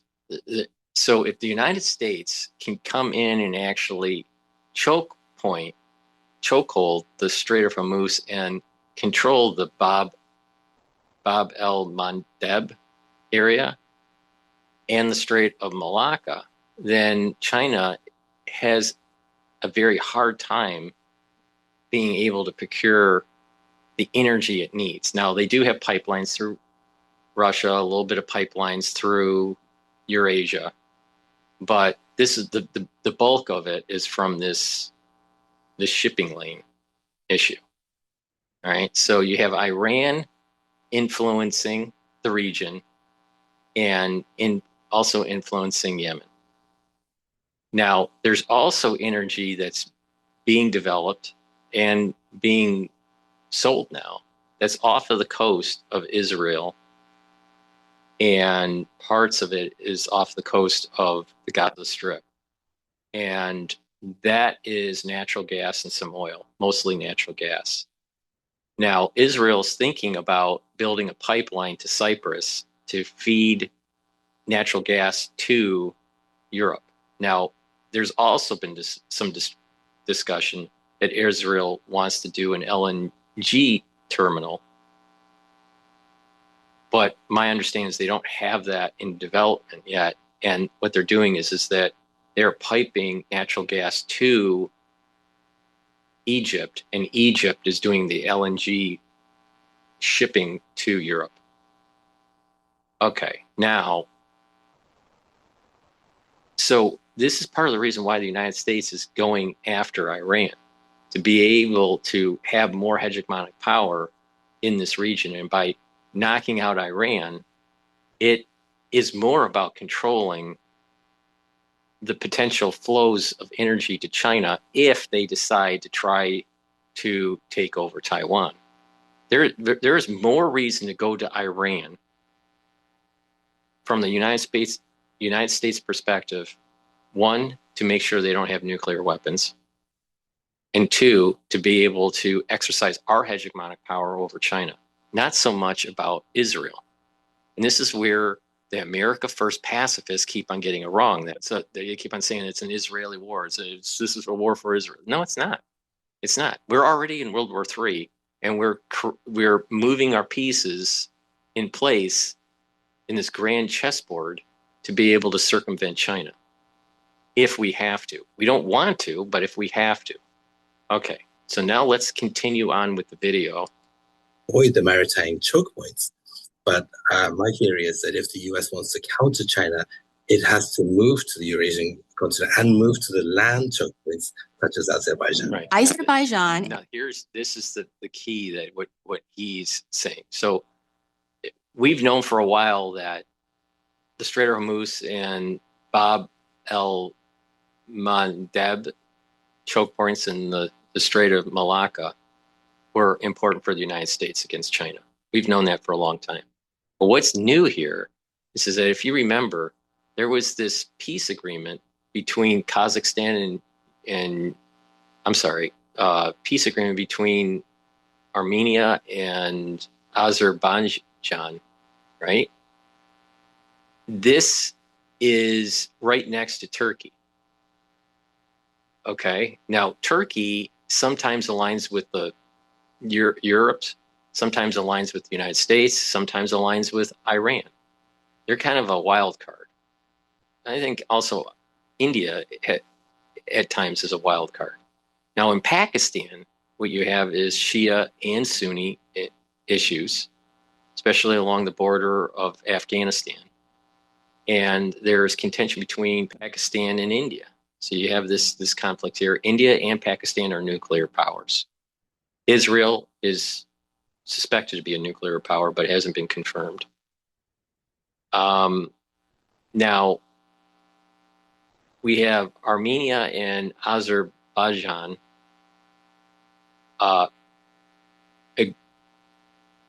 causing, having peace because of Trump. And what that does is that it allows them to be more in our sphere of influence, the United States sphere of influence, and is a southern front on Russia. See, the whole reason why Russia was so aligning with Iran and Syria was that if the United States was able to control Iran, then they could circumvent energy flows and compete with Russia. See, Russia's big money is sending energy, especially natural gas, through Ukraine and into Europe, and also through Nord Stream pipeline to Germany, right? But if you could create a pipeline through Iran, through Iraq, through Syria, or through Jordan and through Israel, or even through Turkey and into Europe, then you're talking about not needing Russian oil. So this is a way for the United States to check Russia by having more of a sphere of influence. This is the reason why Kazakhstan, Uzbekistan, Armenia, Azerbaijan, this has always been in play between the United States and Russia. And Russia, I would say, during the Cold War was probably winning that sphere of influence. Now, with the breakup of the Soviet Union, and unfortunately the mismanagement of U.S. foreign policy, now we're trying to use these players in the region to help our cause. Now, the Chinese know this, and so they're trying to use Kazakhstan, Uzbekistan, right, as a means to be able to get energy, build pipelines and infrastructure. There are some pipelines in this region to help with importing energy into China. China knows that for its economy to grow, it can't sustain itself on just coal. It needs that oil. So let's continue with his thesis here. Also Armenia. Both are on Ken's swing states list, and they recently signed a peace agreement brokered by the United States. It's one of the few foreign policy wins analysts, even those pretty critical of President Donald Trump, give him credit for. So Azerbaijan and Armenia have been going at each other for many decades, but they were ready for peace. And then they came to Trump, and Trump proposed creating a land connection between Azerbaijan and its exclave through Armenia. And that's called the Trump Route for International Peace and Prosperity trip. And that would kind of, the current so-called middle corridor goes through the Central country in China, Central Asia, Caspian Sea, through Azerbaijan to Georgia, and then to Turkey. That's the middle corridor. But this offers another route through the south without going through Georgia, through Azerbaijan, Armenia, and Turkey. So it gives an alternative option to the middle route, which is the whole key of the Eurasian connectivity, is to have multiple options. And we really don't know where Georgia politically is going, so it's always good to have another alternative. The next swing state is the only one firmly in Europe. That is Hungary. The middle power under Viktor Orban managed good relationships with all three big players, China, Russia, and the United States. China has been really focusing on Hungary as a gateway to the European Union. It has been investing heavily there. Because Hungary has, because of its political leaders, has had problems having a friendly relationship with the rest of the EU. China's taken advantage of that and offered Orban and his administration lots of investment. But Orban also is very close to the Trump administration. So they're really in the middle of these two sides. I think they're playing it pretty well, trying to extract benefits from both sides. So that's typically a swing state. We're heading to Central Asia next with Ken's take on Kazakhstan. Now you can see the battle is happening between the United States and China. You can also see that there is some context where maybe World War III is already started. Maybe then historians are going to say it started in 2022 with the invasion of Ukraine. But perhaps we can say that World War III is like a 30 or 40-year war, where there are these pauses, but then it flares back up. But it's really a gigantic geopolitical play between the United States, Russia, and China. And, in some context, there are wars that have lasted for 30 years. The 30-year war, the famous 30-year war in Europe. But the point here is that maybe the 21st century, the beginning of the 21st century, maybe the inflection point being 9/11, was the start of World War III. But it's a different type of war. It's not as immediate destruction in a short amount of time, like, let's say, World War II. It's almost like in between a Cold War and a hot war. It's like a lukewarm war. Country is massive and smack in the middle of the Eurasian landmass. Kazakhstan, by its geography, it's right next to China on the west side. It is where the railroad from China to Europe passes through, largely because there are a few mountains. It's a flat land. Kazakhstan is very keen to invest. It has oil, so it's very rich. It has been investing in railways and pipelines. It's a crucial connector state, energy lifeline for China if it wants to move away from the Indian Ocean. But then again, Kazakhstan doesn't want to swap its traditional dependence on Russia with dependence on China. That would suffocate them.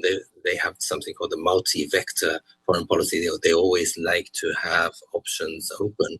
So this has created an opening for America to deepen ties. There are other Central Asian countries that Ken could have added to his swing state list. He picked Uzbekistan. Uzbekistan is very interesting. It's the only Central Asia country that doesn't have a border with China or Russia, so it has a little more flexibility in foreign policy. The Americans really are trying to strengthen relations with Uzbekistan. The country sandwiched between Russia and China also makes it onto Ken's list. Mongolia is wooed by both powers, and Ken says its history plays a role in the psyche of Russians and Chinese. Mongolia geography, really smack in the middle of Russia and China, and also a great history. The Mongol Empire really is has such an impact on modern day foreign policy. For instance, the Russian invasion of Ukraine it comes from a paranoia on the Russian side of needing to defend its borders, having buffer state. That comes from the memory of the Golden Horde, the Mongolians invading from the east for many years. So that really, I think, still has an impact. Uzbekistan was ruled by one of Genghis Khan's sons. China was under the Mongolian Yuan dynasty. Really, there's much more history to that land. Last but not least is Turkey. At the crossroads of Europe and Asia, it's a bit of a chameleon, able to play different roles in different regions. Turkey is the most important of the swing states and the most important for Japan in its deterrence against China. Turkey, due to its geography, is critical, but it also has multiple identities. It's part of the Islamic world, part of the economic zone. So with Ukraine, Romania, Bulgaria, and Georgia, they're one bloc. The Balkan countries and North Africa due to the former Ottoman period. I think for Japan and for the US, the key is Turkey's new interest in the Turkic states. The organization of Turkic states has a much more potential to be a more coherent, stronger unit. And once they become a strong voice, I think they will be a presence on China's western border. So there you have it, the 8 swing states of Eurasia, playing China, Russia, and the United States against each other. And inversely, Beijing, Moscow, and Washington must vie for their favor. And for now, one country is doing a better job than the other two. Can you guess which? Xi Jinping has been saying it all along. He wants to create a community of shared destiny or a shared future. And what that means is to build pipelines, build ports, to connect the economic prosperity with China. So if China rises, all these neighboring countries rise with it. And because they'll be so intertwined that when it comes to a vote at the UN or the WTO, these neighboring countries will vote with China. So what do you think? Do these swing states make sense to you? And do you think it's really China that's coming out ahead? Let us know in the comments. That's all for now. DW News is giving you the latest and all. So the point that I'm making here is that when we're talking about the war in Iran, when we're talking about what's going on in the Middle East, are we sure that it's just for Israel? Or is there something much bigger, way beyond Israel, that is in play here? And I suspect that it is the latter. The United States is in the Middle East, not because of Israel, but because of checking China and Russia. Please go to my store, the-studio-reykjavik.com. Get the heirloom barley. You can use this to detoxify your body, soak up free radicals, and bring down inflammation. When you take this every day, you're going to slow down the aging process, help with your immune system and your endocrine system. By taking heirloom barley and you work out, you'll recover quicker for your workout. And also, you're helping with your cardiovascular health. You're soaking up free radicals, you're reducing inflammation, you're reducing plaque formation, and you're helping with brain function. Because with less inflammation and less free radicals at the cerebral level, then what's going to happen is that your reducing the chances of having amyloidosis. Please go to my store and get the digestive enzyme complex. This will help with your pancreatic health. It'll break up carbohydrates, proteins, and lipids and help you to digest your foods. Super important. It also has bromelain in it, which will help to break up clots. Another great product line that I have are the structural nanosilver gels. You can get it in the dispenser, the quick dispenser, or the tube form. All right, either one you use the same way. Now with the structural nanosilver gels, it's dual purpose. You can put it on your skin to help heal your skin, to help to improve the health of your skin. You can use it daily. You can put it on a wound. It'll help to heal the wound quicker. And if you're not feeling well or someone around you is not feeling well because of the cold season, you can put it on your hands, around your mouth, around your eyes, around your ears, on your nose, lightly coat your nostrils. It'll stay active for 5.5 hours. You cannot do that with Perel. Structural nanosilver gel is a very high quality product. Please make sure you have some at home. You never know when you need it. Structural nanosilver toothpaste will help to whiten your teeth, freshen your breath, bring down inflammation at the gum line.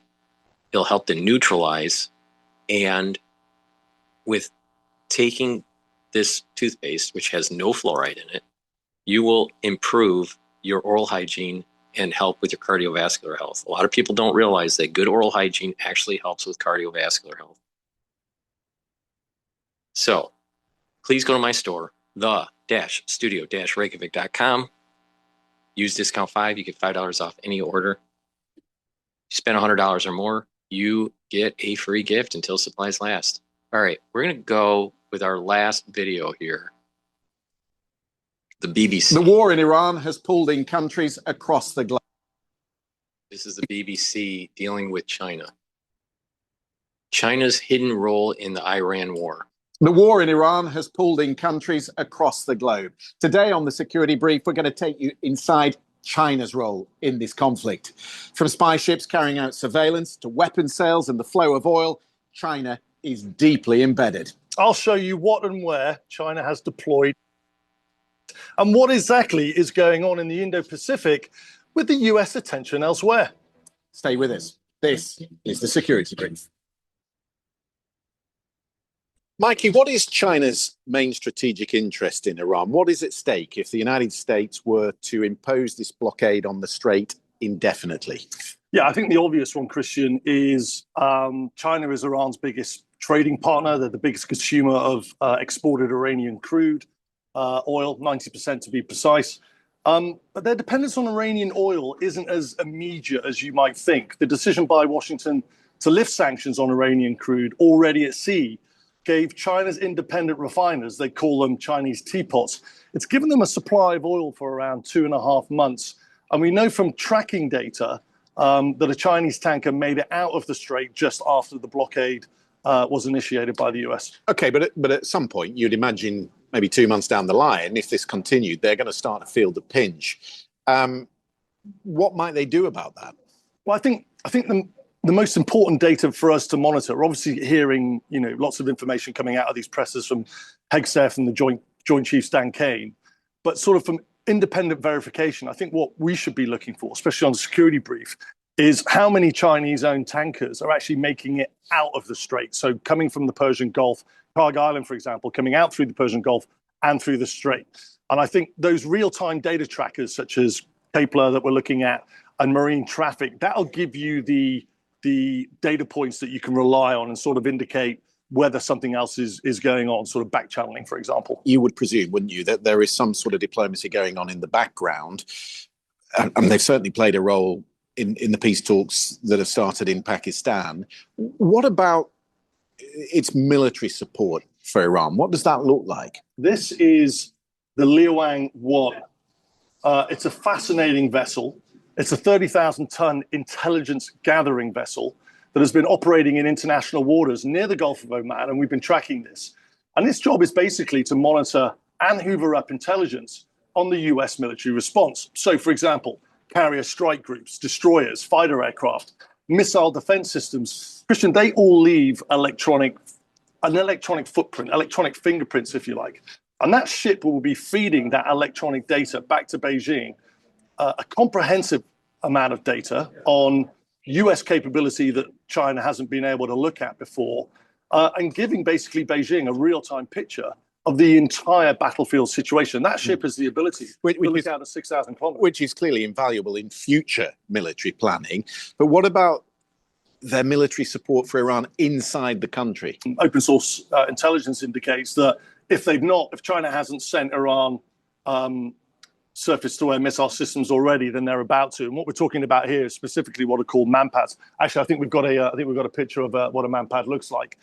That's actually an FN6. It's the Chinese-made surface-to-air missile system. But as you can see there, really small, really portable, and launched off the shoulder of a soldier.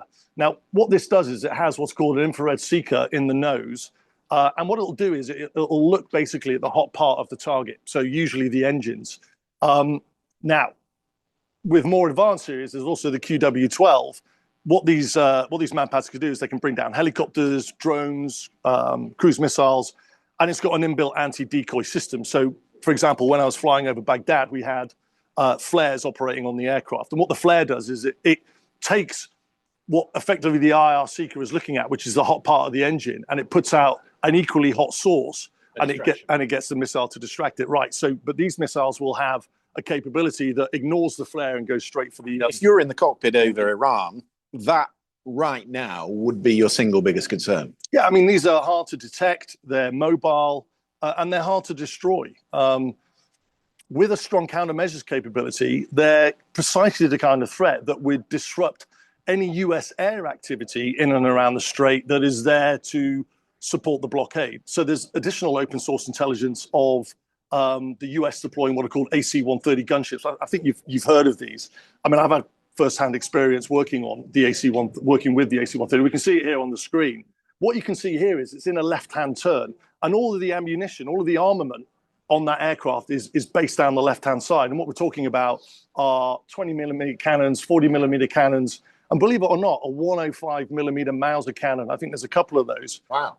And it can even fire through cloud using what's known as a synthetic aperture radar. So it's got real sensitive systems on there that allow its use in really inclement weather conditions. But I just want to show the viewers how big a 105-millimeter Hauser is. I think we've got a picture here underslung to a Black Hawk.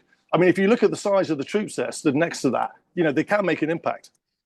Right, here's the paradox at the heart of all this. Washington goes to war in the Middle East, the very region that in its own national security strategy says should no longer be the priority, while China watches, waits, hoovers up all this information, and quietly extends its reach across the Indo-Pacific region. So is the United States fighting the wrong war in the wrong place at the wrong time? I mean, I think you could definitely say that. I mean, from our analysis, there's definitely huge detractions of what the US is doing in Iran at the moment. And I think I'd go even far as to say that there might be many in the Pentagon who would privately share, that exact viewpoint. But let's look at the document itself. There's a couple of excerpts that I want to pull out, which I think are basically point to what you're talking about. So concerning Iran, it says there is, quote, less to this problem than headlines might lead one to believe, unquote. So basically, due to the bombing of Iran on Operation Midnight Hammer that we saw back in June 2025, and that was targeting Iran's enrichment nuclear facilities. Now, when it comes to the Indo-Pacific, there's another paragraph in here which I just want to draw the viewers' attention to, which is regarding specifically Taiwan. Here we go, just pulling it up now.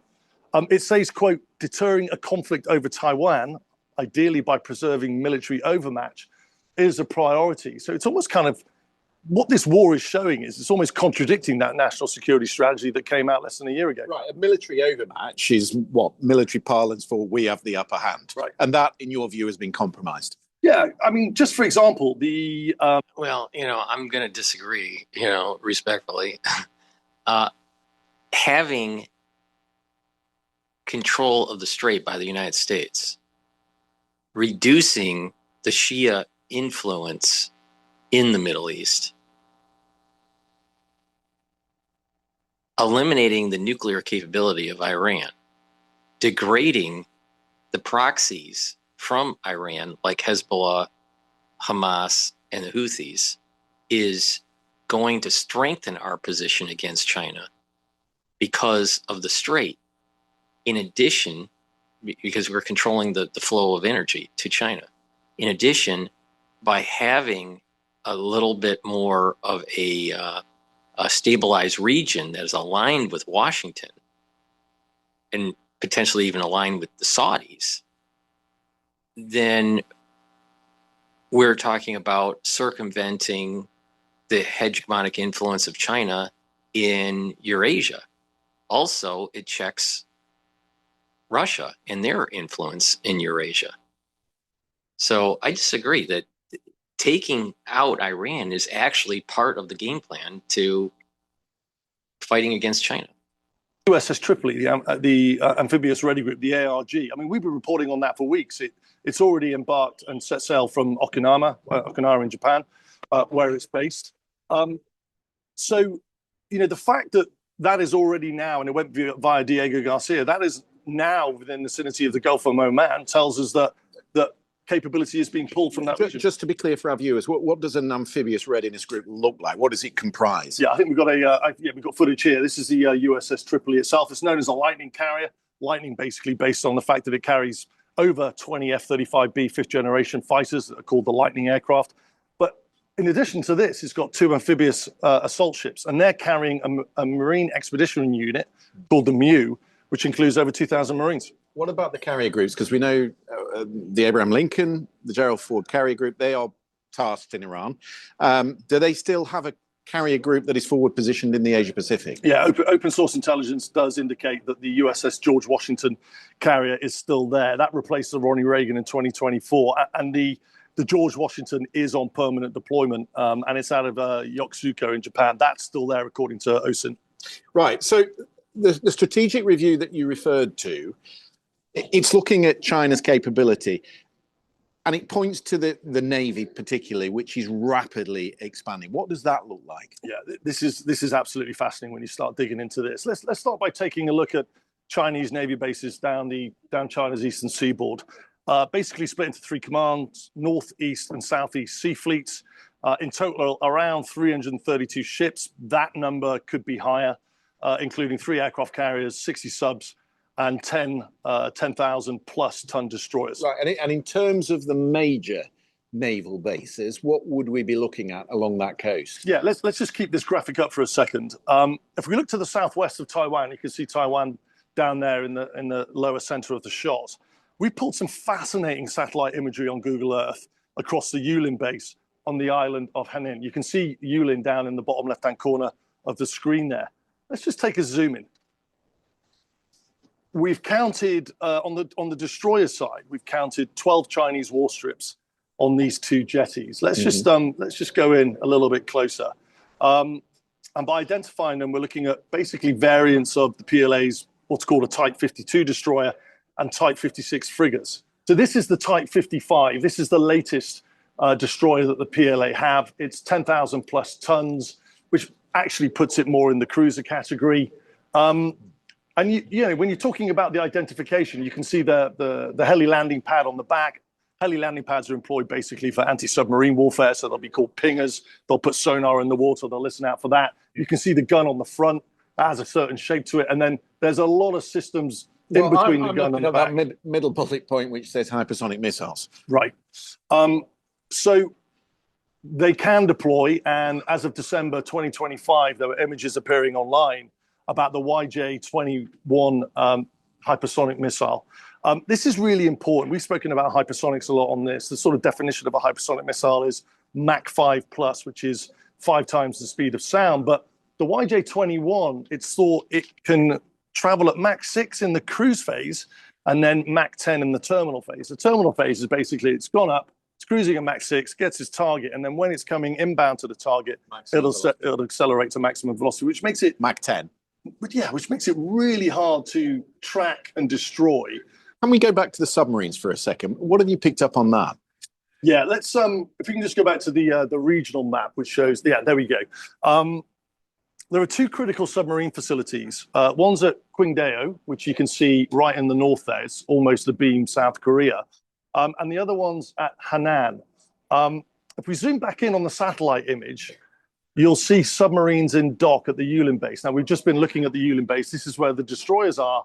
Then as the map comes out, you can see just down to the right of that, you can see 6 jetties. And if we go in even closer, there are 3 types of what are called Type 94. They're SSBN submarines. SSBN stands for Subsurface Ballistic Nuclear, that form part of China's second strike sea-based nuclear deterrent.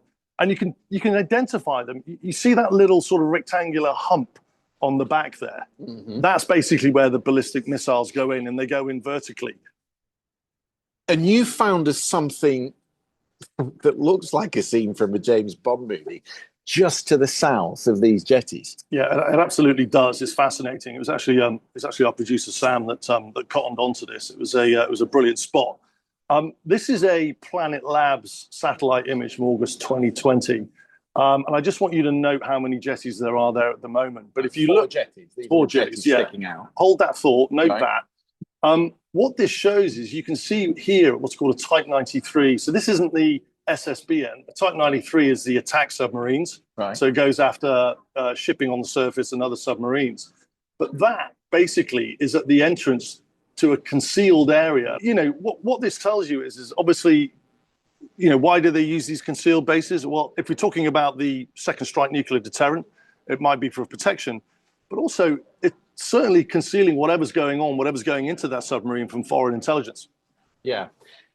And if we spin that forward and look at this image, now there are 6 jetties and you get a closer look at the underground base. Right. So 50% additional capability on jetties, which shows you that, again, China is rapidly expanding its submarine capability, but also it's giving its submarine capability underground bases like this in order to conceal what they're either doing or testing or protecting.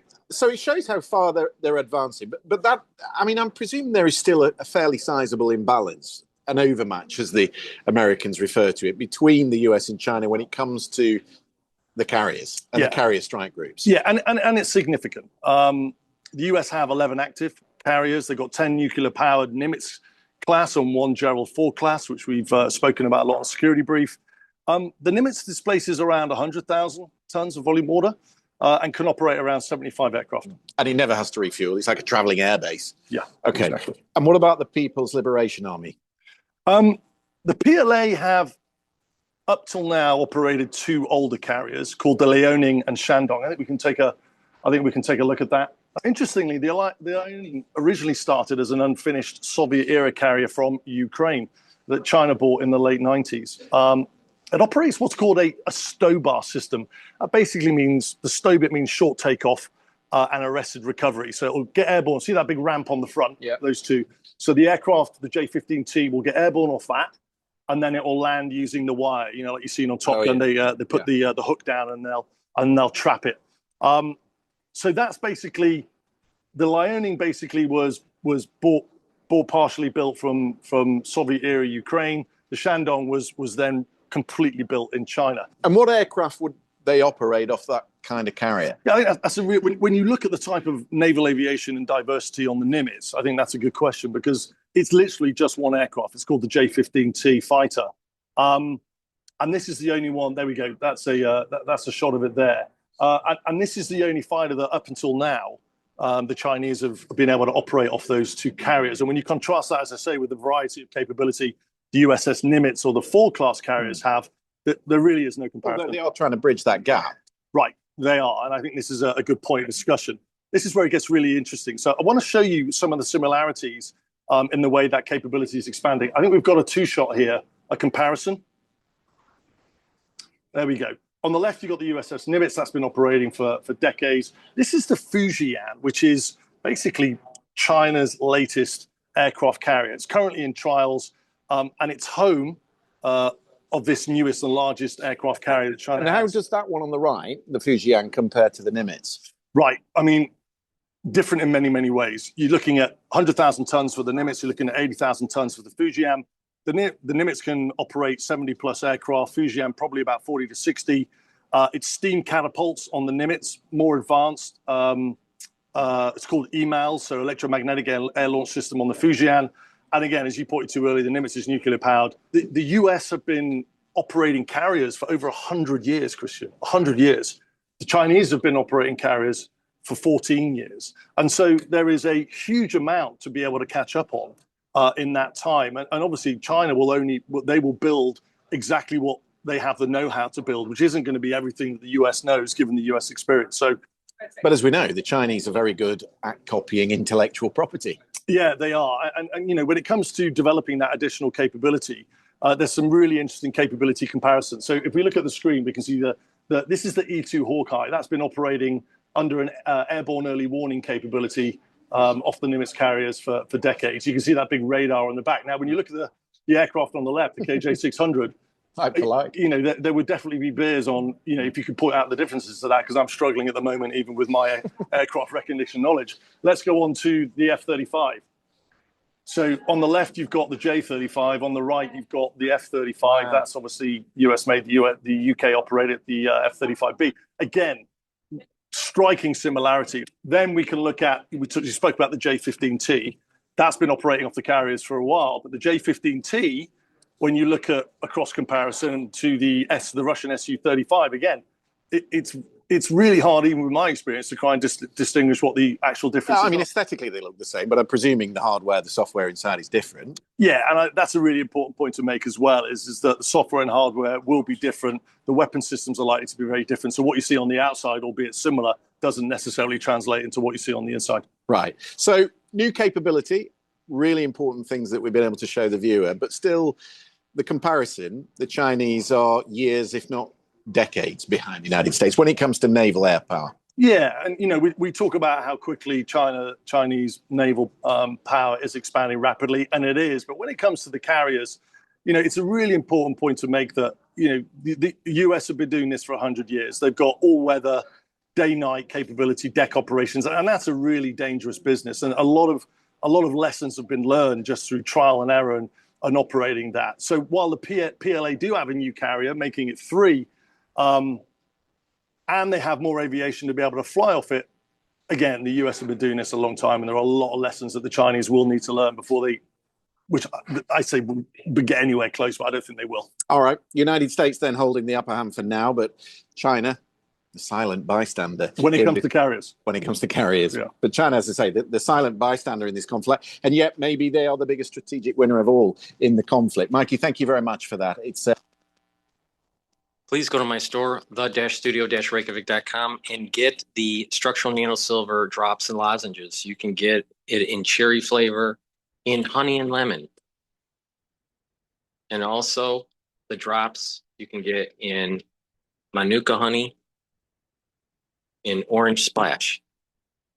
The structural nanosilver drops and lozenges will help to neutralize, help to improve your oral cavity, and they're perfect for the allergy season and the cold season. The moment you have that throat irritation, take them right away. Super important. And if you're cleaning around the house or you're working outside, take them to mitigate any problems that you may have from allergies. So please go to my store, the-studio-reykjavik.com, get the structural nanosilver lozenges and drops.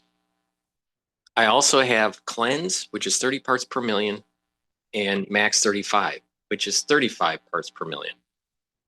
Take a teaspoon a day, every day, either one of them, swish it in your mouth, gargle about 20 seconds, and then swallow it. What this will do is neutralize, improve your oral cavity and your oral pharynx, maintain your mucosal barrier, and help the health of your epithelial cells.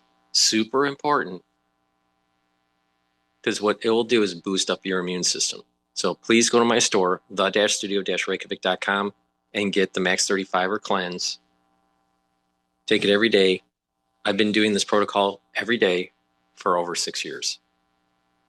So that's the end of my broadcast for today. Please go to my store, the-studio-reykjavik.com. Help support the work that I do by purchasing the great products that I offer. And hopefully you've learned that this conflict in the Middle East is not just about Iran. This is about a larger strategic positioning for the United States against China. Thank you for listening, and have a nice day.